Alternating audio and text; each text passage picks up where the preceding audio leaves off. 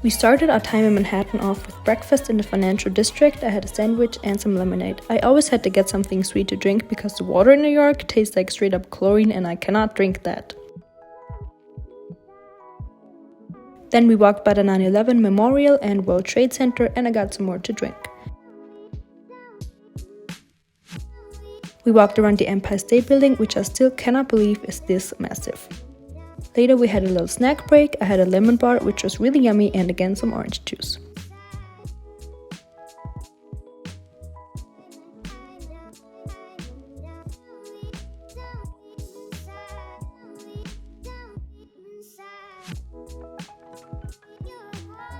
In the afternoon, we went on a 2-hour boat trip from the Upper Piers along New Jersey to the Statue of Liberty by Ellis Island, up and down the East River under all of the 3 bridges and back to the pier.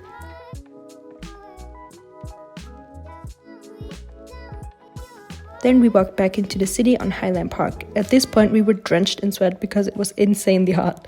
So we had to get some dinner and drinks at the Mercado Little Spain, which was air conditioned, so pretty good. And the churros I had were also so good. Finally at night we watched the sunset on the East River. I thought I put on enough sunscreen today. Look at this.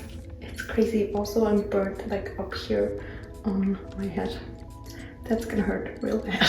Good morning, it's Sunday and I am today wearing a gym outfit because it's so hot and that's the only shorts that I brought. Great planning, but yeah, I'm excited. We're gonna leave now. On this day we walked through Washington Square Park. It was graduation weekend and there were so many freshly graduated students and watching them all excited taking pictures was so much fun. For breakfast we stopped at this French cafe. We just had breakfast at this really cute kind of French cafe and now we're off to Central Park. And we walked by the Empire State Building again, still can't comprehend the size of it. Finally, we arrived at Central Park.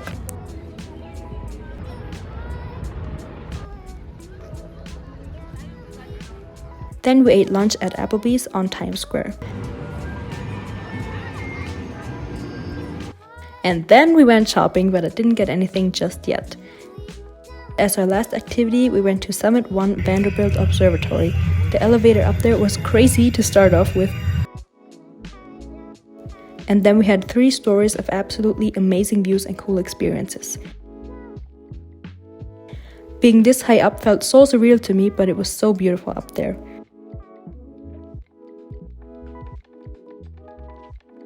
I quickly changed into a more photo-worthy outfit instead of my sweaty gym fit. And here comes the most awkward clip of me probably ever. To end the night we had cocktails on the rooftop and took another elevator up to the actual top of the building. The glass floor was so scary, but the view was still worth it.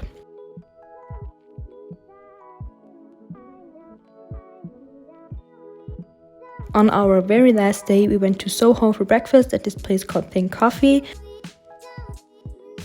We had bagels because I wanted to have at least one bagel while we were there since they are typical for the city. Then we went to Aritzia and splurged a little bit, but the stuff I got is so amazing and I can't wait to show you very soon. And then we were sadly already back on the plane to Vienna.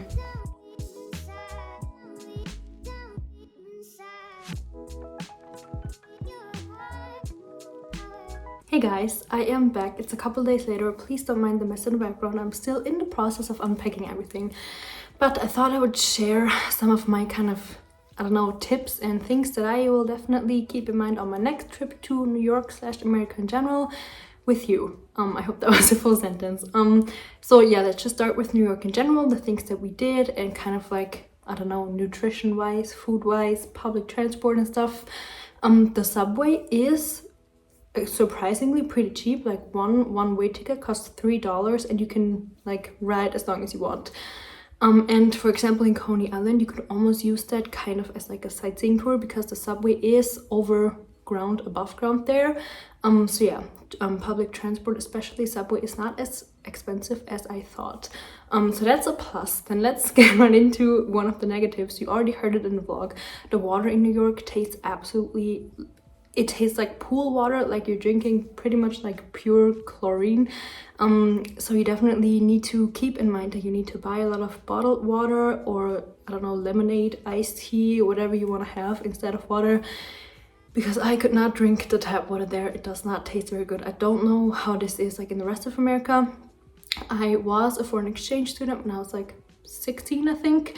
And back then, that was like out in the country somewhere, we did have like filtered water, so it's not that bad everywhere. But in the city, maybe it's only just in hotels, I don't know, the water tastes not very good, so you definitely need to keep that in mind. And then as far as travel goes, make sure you definitely have all of the documents you need. Call your airline, Google everything you can, I don't know. Don't make the same mistakes that I or that we made. So yeah, make sure you have all of your forms. And also keep in mind that you might need to get a COVID test, that you might need to print out all of your documents, like the vaccination certificate and stuff. So definitely be very informed about that. Okay, now that we have kind of the basics out of the way, let's get into the activities that we did. I kind of want to do like overrated and underrated, because some of the things I would just love to do pretty much like every day if I could. Let's start with my favorite one, the Summit 1 Vanderbilt Observatory. That is, first of all, the views obviously are absolutely amazing. I have been on the Empire State Building too a couple of years ago, and that's just like you just go up there and you only have the view. But on the Summit 1 Vanderbilt, you actually have like kind of an experience, and it's almost like, I don't know, not like an art show or anything, but kind of there's like kind of art installations, you could say. I'm sure you can like look it up on the website. I don't really know how to explain it otherwise, but that's definitely, I don't even know if it's underrated. It's just really cool, and you should definitely go there. They have different tickets, and I definitely recommend getting like the full package with the cocktail included, because cocktails up there are $14 to $18, and that's kind of expensive for one cocktail in my opinion. And in the, like, I think it's called the Summit Experience, all of that's included, and then it's actually a little bit cheaper if you get everything like packaged. And also starting at I think 6 p.m. or maybe 5:30, the tickets go up $10 because it's the night experience, I don't know. So book half an hour early and just stay for longer, and then you can also save some money there or have more stuff for your money, I guess. Some other things that we did is we walked through Highline Park, or the High Line, and that's a really cool experience too, because you get to see the city from kind of a different perspective, and you get to see all of the high buildings. And the High Line actually is an old subway track, and it's planted, like it's really green and it's in the shade kind of, so it's also great for summer walks.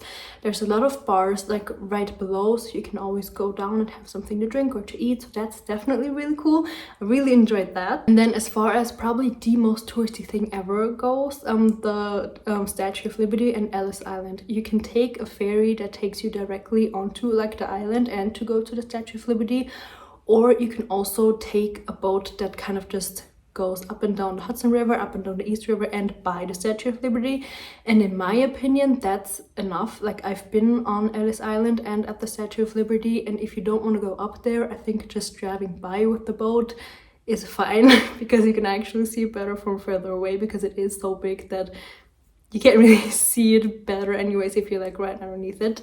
And on the boat tour that takes you like along the rivers and stuff, you also get to see a little bit more like from different angles and perspectives. And if you have a guided tour, then you obviously also get to learn a little bit about the history of buildings or whatever you are interested in. Two things that I actually sadly have to say are overrated in my opinion. First off, you already heard it, the Friends house. That house is so sad. Like, there's so many prettier buildings and buildings that I could actually envision the people of Friends living, but that house is not it. And I always thought that the Friends house was like near Central Park because of the cafe Central Park, so I thought that was kind of close. It's not close at all, so I don't know, it's not 100% worth it if it's not on your way to go by there, because it is a lot more exciting in the TV show, and it's not, I don't know, it doesn't even come close to what you think it should be. And then speaking of Central Park, in my opinion, sadly, that's overrated too. I wanted to love Central Park. I wanted to like go biking there and just enjoy the time. But there are billions of people, so many like small kids and people with strollers and people with bikes that don't know how to ride them, I feel like, that you actually can't really go biking through it just because it's so busy, and it's also kind of overwhelming, especially like in the summer or springtime when everybody's outside.